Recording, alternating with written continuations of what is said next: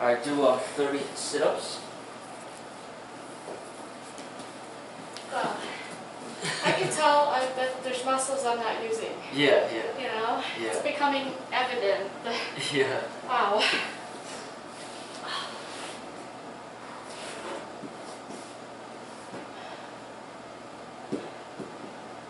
I don't think I can do this in my arms out. That's fine.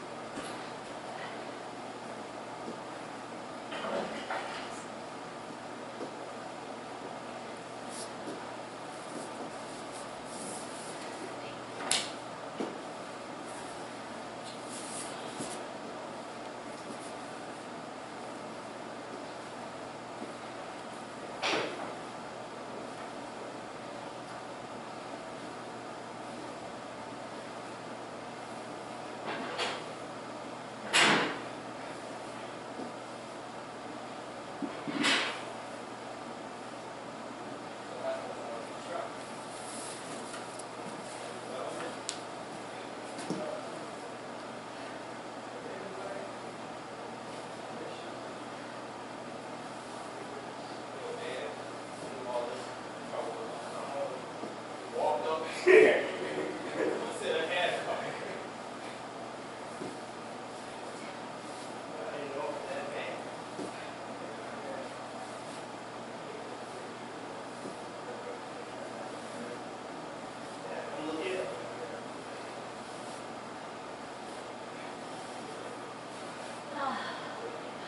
You got it? Yeah. Good.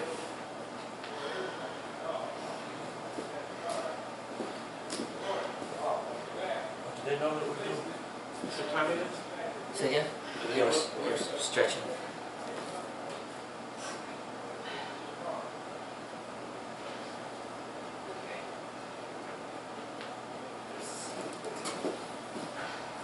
Alright, you can stretch with us.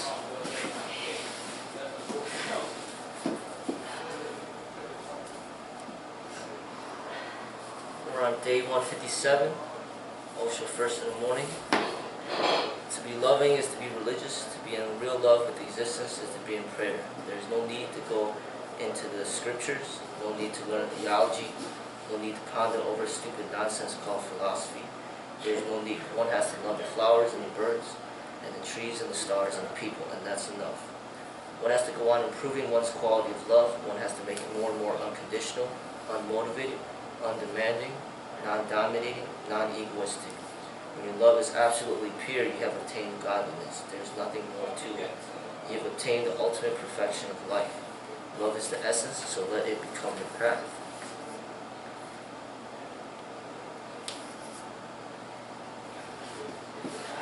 Day 158, love, the one word contains all that is worth having in life, worth possessing in life. One can forget God and nothing is lost, but if one forgets love, then everything is lost. If love is there, God is bound to happen because God is the ultimate peak of the experience of love. Without love, even God is not possible. Without love, nothing is possible. No bliss, no benediction, no truth, no freedom. Love is nectar. It gives you the experience of immortal life. It is the bridge between time and eternity.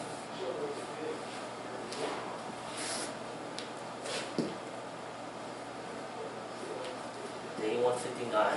If you can love totally, unconditionally, then godliness is not far away. Then godliness is the very heartbeat of your being.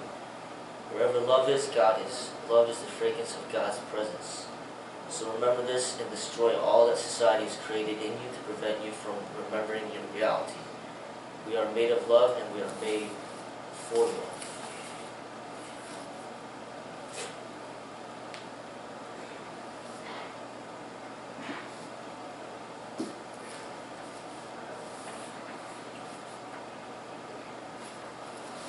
Day 160. Man needs integration, an integration of all the fragments into one whole, into one harmony. And that is the whole effort of religion. The very word religion means that which binds you together. That's exactly the meaning of yoga too. Yoga means union. Religion and yoga are synonymous. When you become crystallized, when you become one, when all these parts that are falling apart melt and merge into one unity, tremendous joy arises because all the conflict is gone. And when the conflict is gone, celebration begins.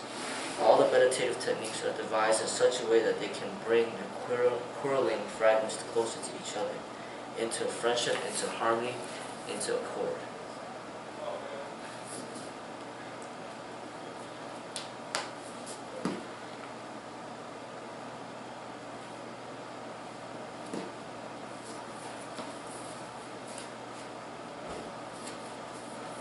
Day 161. My effort is to help you to drop the division, to drop the schizophrenia which has been perpetrated in the name of religion. Religion has not proved a blessing. It has proved to be the greatest calamity. Jesus, Buddha, Zarathustra are blessings, but Christianity, Buddhism, Hinduism, Jainism are not. All the great masters of the world were teaching methods of moving your inner being into higher planes. They were helping people to grow wings. And all the churches have been trying to divide you because that is the fundamental way to rule over people, divide and rule. You can easily divide a person and then he becomes powerless. His energies start fighting within him. He becomes a chaos, then you can rule him. All the churches are interested not in transforming you, but in enslaving you, in ruling you, in exploiting you. Passion is the lowest rung and compassion is the highest rung of the ladder. But both belong to the same ladder. Remember, when passion becomes conscious, it becomes compassion. When compassion is unconscious, it is cruel, it is ugly, it is animal. Just bring more consciousness into your being, and you start moving towards divinity. From the animal to godliness, man is only a ladder stretched between these two eternities.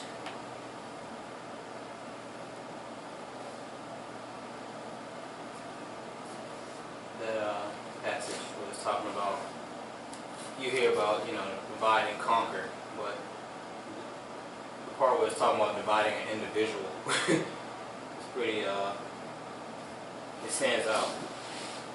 Like if you want to rule over somebody, you confuse them, have them divided against themselves. I just found that part interesting.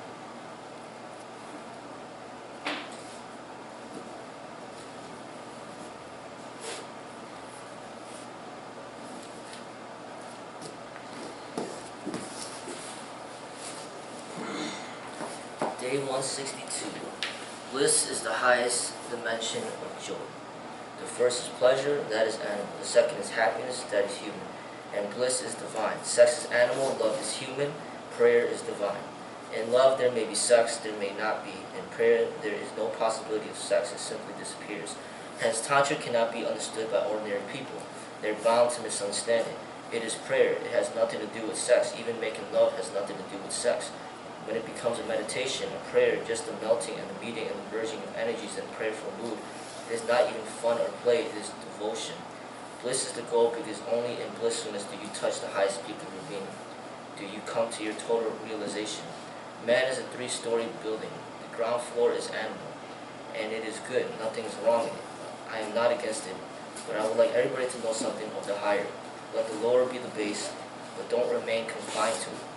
The second floor is human and the third floor is divine. In knowing bliss, one comes to know one's godliness. One is God. And unless this is realized, remember, life remains unfulfilled. It remains a deep frustration, a discontentment.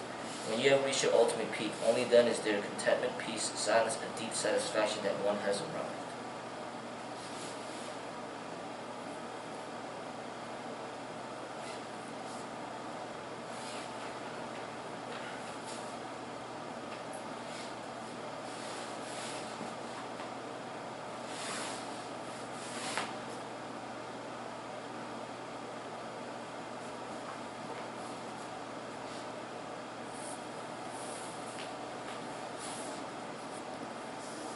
Day 163. Man has become awkward for the simple reason that he has become self-conscious. Self-consciousness is a very destructive to grace. To grace. To grace. That's... To grace.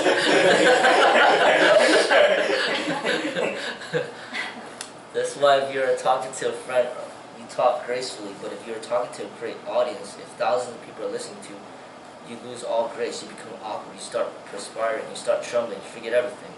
In fact, it is said that the mind starts working the moment you are born up to the moment you die, except in those few rare moments when you face an audience. And in those moments, it stops working. Suddenly a gap arises. And the more prepared you are, the more possibility there is a gap, because the very preparation shows that you are afraid. They are trying to cover up, pretend. What happens to actors on stage? Why do they lose their grace? The same person is so graceful talking to his friends, but nothing is different. So it is the same. You can talk in the same way, but in public he starts forgetting. He starts saying things that which are not supposed to be said, and everything becomes clumsy. Wild animals are graceful because they are not self-conscious. All animals are graceful because they are not performing. They are simply living their lives. They are not worried about how they look. It is only man who is worried about how he looks, how he is appearing to others, whether they are appreciating him or not. All those worries destroy his grace, and bliss happens only in a state of grace.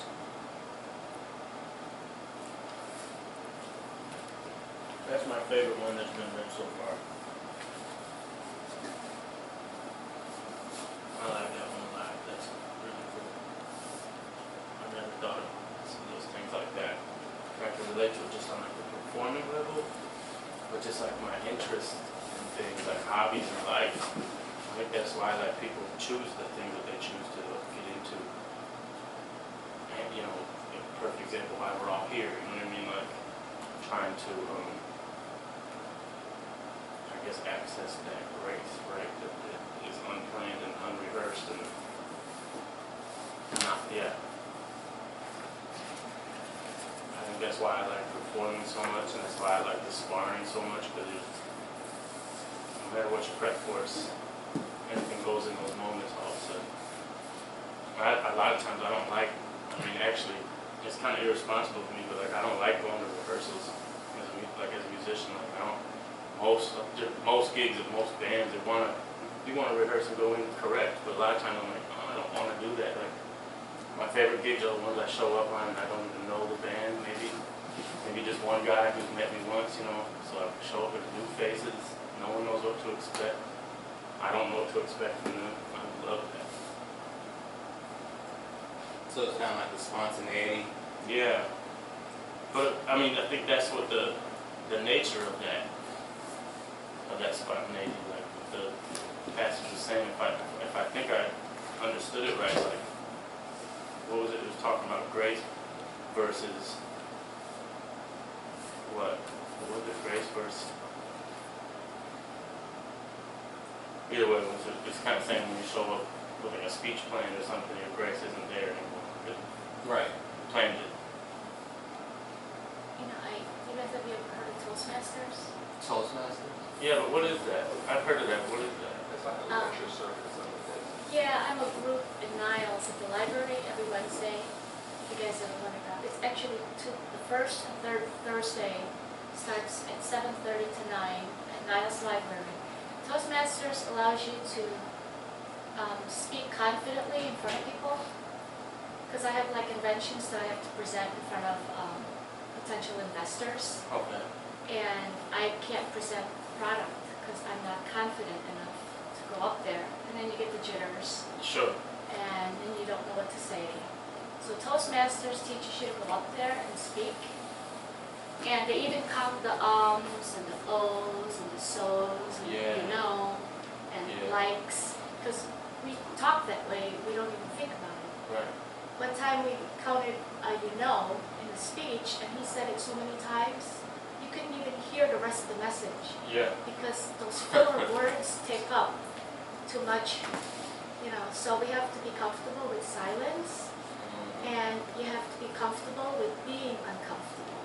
Yeah. That's Yeah. I had a moment yesterday that speaks exactly to this. What's my proudest moment I had, and I hadn't been in that space in a while, because as a kid and even as a young adult, I did not like talking in front of groups. I still hate it. Yeah, it's still not something that's my favorite thing to do, but from a meditation standpoint, I've learned how to do it where I just do it. Yeah. And I got caught off guard yesterday.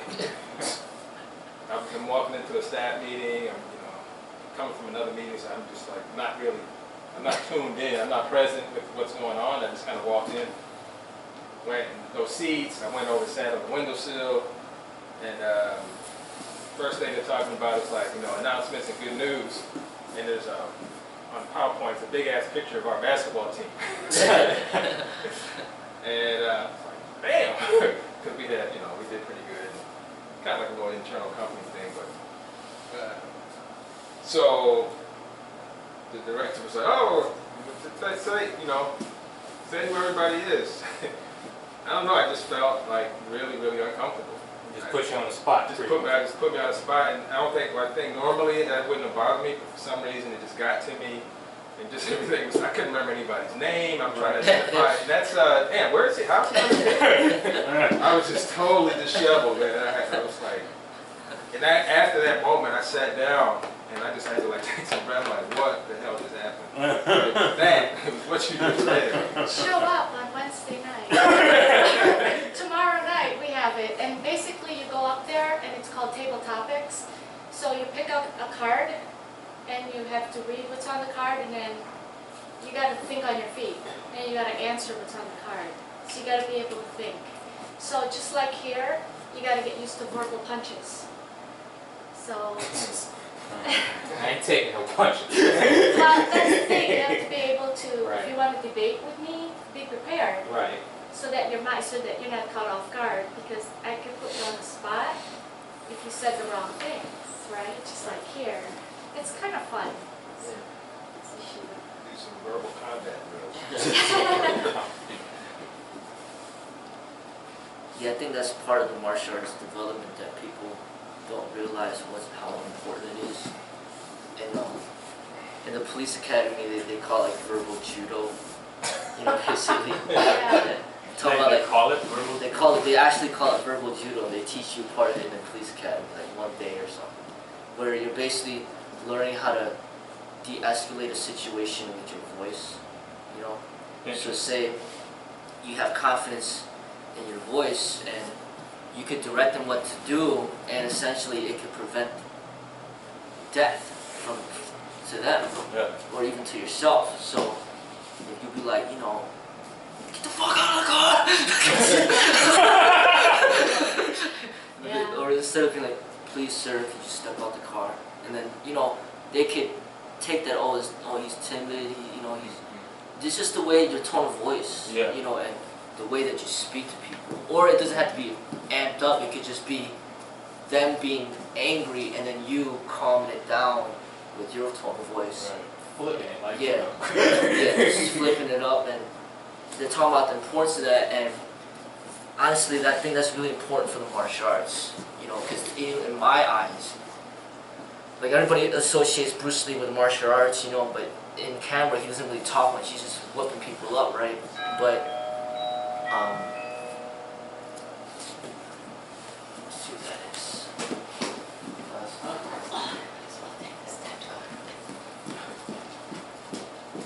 Sound like something I can use at work.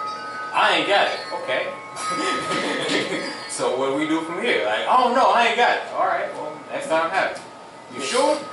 So it was talking about like, they're talking about how, like I see some of these rappers, like Tupac or whoever, people that are really quick on their feet and get fast. You see some of these comedians, like they, in a way, practice an aspect of the martial arts, just like a verbal way, and just like she said, like verbal sparring.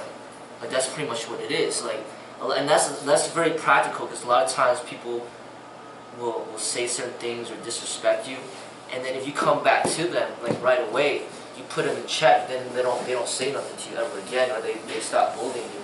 So a lot of the confrontations start from a verbal level, and if you learn how to deal with that, that's part of your overall development as a martial artist. And at this moment, unfortunately, we don't really have anything that we train in to help people develop that area. But that's something to be conscious about, to remember to try to work within yourself as you train in here. Because we work on like combat drills, Phoenix form, tiger form, all that stuff, but when do we actually work on developing your verbal skills to, kind of stand up for yourself, or verbally spar. Lawyers do it too. You know, they got to be very quick on their feet as far as like what they're gonna present to the judge. They only got like a few seconds or something, and Yeah. like, you know, lawyers, you know, rap artists, you know, comedians. You like quick with your mind, you know, and In critical thinking, yeah, they teach us about, there's what's called fallacies. And if I'm in an argument with you, and all of a sudden you bring up something else that we're not even talking about, one of them is called the straw man. You can knock down the straw man a lot easier. So what you're doing is you're knocking down something easier, different argument, and you're not addressing this because you can't debate me with that. Yeah. So there's other things like the red herring, where you kind of, you know, try to go around it or something. So yeah, that's. like Otherwise known as Donald Trump. I mean, people gotta start seeing things like say Martin Luther King Jr. and like Malcolm X. Those are examples to me, like people that are developed in an aspect of the martial arts that's neglected within the martial arts. That's important for your development. So I knew one guy who was studying to be a lawyer, and he was taught just like an arguing technique or whatever, and he put it to use in the case where he was moving into a new apartment. And he, you know, signed the lease, put down payment, so it was a day to move in, and they were supposed to clean the carpet, and they hadn't done it. He's got a moving truck outside. I mean, it's completely messed up now, and he doesn't want to move into this place. It's dirty. So he's talking to this person, like at the office or whoever's, you know, was in charge, and oh yeah, I'm sorry, we probably won't be able to do anything about that until like tomorrow or the next day. And his technique was, you know, you basically just tell him, no, I'm sorry, that just won't work. And you just looked at it, you know, and they're stuck. They have to say something. They have to come up with something for you. And chances are they're not. I mean, unless they really just can't do anything for you, chances are they're going to start figuring out something they can do for you. Well, okay, then what? Let's see. You know, at least to make amends, if not actually totally fix the situation. And they ended up fixing the situation for him. Like within a couple hours, got the carpet clean. yeah. You know what I mean? Like he just looked at him. No, I'm sorry, that just won't work. Yeah. Now what can you do? You know, like he didn't even say now what can you do, or Yeah. just that won't work. Yeah. He didn't yet ask anything of them. Just no, that won't work. It's kind of open-ended. That won't work. It's really open-ended, right? Yeah. The ball is completely in that person's court, and then if they really couldn't do something, then they'll say, I'm really sorry. Right. Like, Jimmy's that way, my husband. He's just cool, calm, and collected, never gets mad. I will yell and scream. yeah. He never gets mad. He'll Okay. just say something, and I don't know, it just changes everything. You know, it's just, that's why he actually told me, he's like, you got so much energy, and maybe it's anger. He's like, you have so much energy, you need to let it out. Yeah. That's why he's like, maybe you. Maybe you- Just some beat up some people. Nice shit, go. Really? Mark. He's like, How about Mark? I keep telling him, I'm like, I want to get in the ring with you. And he's like, I'm going to kill you. End of sentence. I'm gonna kill you. No, she says that won't work. Right. That just won't work. Okay, well then He's doing all these holds on me. He's like, get out of it. I'm like, I can't. It's like, get out of it. I'm like, I can't. yeah, I get out of couldn't it. either. Well, I think the get out of it and the that won't work. When you guys said that's like too open-ended, I disagree. It's actually it's like a brick wall. Like there's nowhere to go after that in Yeah. terms of back and forth. And that's kind of the problem, right? Well, yeah, just like yesterday we were showing, like when we were on the mat, when, you know, somebody was choking me, you know, and he's like, come on, get out of it. And I'm like, I'm stuck. Right. I'm like, I don't know how But to if he get had said like get out of it with your right arm, yeah. I that don't- would have given you at least a direction. Yeah. Hopefully by the time I move to LA, I can get out of the holes that he puts on me. I was watching some Bruce Lee clip. He was talking about fighting folks. Biting? Fighting. We talking about an actual fight. What's wrong with That that? was the premise. So Bible was the premise. Oh, because the general weapon of prayer. Close combat weapon. I was watching a thing on great whites last night. So Biden, These are my worst fears. Is a Mike shark. Tyson. I mean, what they said was Yeah. even humans, like,